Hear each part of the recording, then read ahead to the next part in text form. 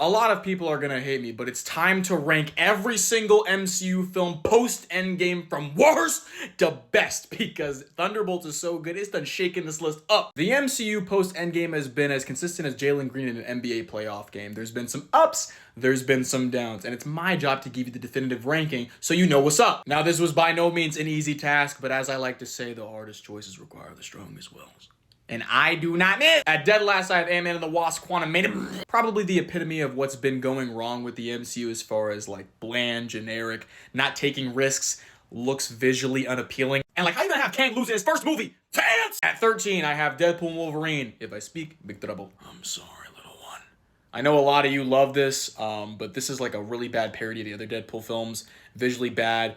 Cameo slop. But I'd be remiss if I didn't mention I love the bye bye bye opening. 12, give me Thor Love and Thunder, a movie that ages like sour milk. I don't know why we decided to make Thor the butt of every joke and have every joke outweigh every serious moment. Somehow they wasted Gore the God Butcher, somehow they wasted Chris Hemsworth and Natalie Portman, and somehow they wasted my time. 11, I have The Eternals. I gotta give this one a rewatch, but it was too many characters, not enough time. Like 2 hours and 30 minutes of build up for characters I really didn't care about, aside from like Icarus and Cersei. Kicking off the top 10, I have Black Widow, a film that came out 6 years too late and suffers from the generic MCU formula. But post-Thunderbolts, I'm about to give this thing a rewatch because I love every single character here, especially Yelena. And that opening, peak. 9, I have Brave New World, another film where I love the characters like Joaquin, like Sam. But unfortunately, this is an Incredible Hulk sequel with a subpar Winter Soldier paint job. 8, I have The Marvels. I know y'all didn't want to see this in theaters, but this thing is heavily underrated and actually has sauce and gave me a reason to actually care about Carol and added some depth to her character. 7, I have Spider-Man Far From Home, which is undoubtedly the Jake Gyllenhaal masterclass I needed in my life. I mean, come on.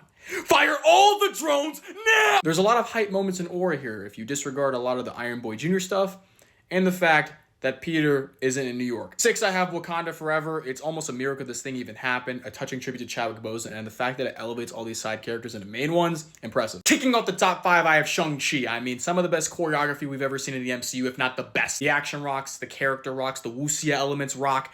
It's just a shame that this thing ended with a big kaiju fight for no reason. At 4, I have The Thunderbolts. If you want to hear my full thoughts, I have a review up, but yeah, I love this thing. At 3, though, and a film I hold dearly, Multiverse of Madness. Sam Raimi, let that man cook anything. Unrivaled sauce, Wanda at her peak, and I'm a big fan of that simple, are you happy arc for Strange.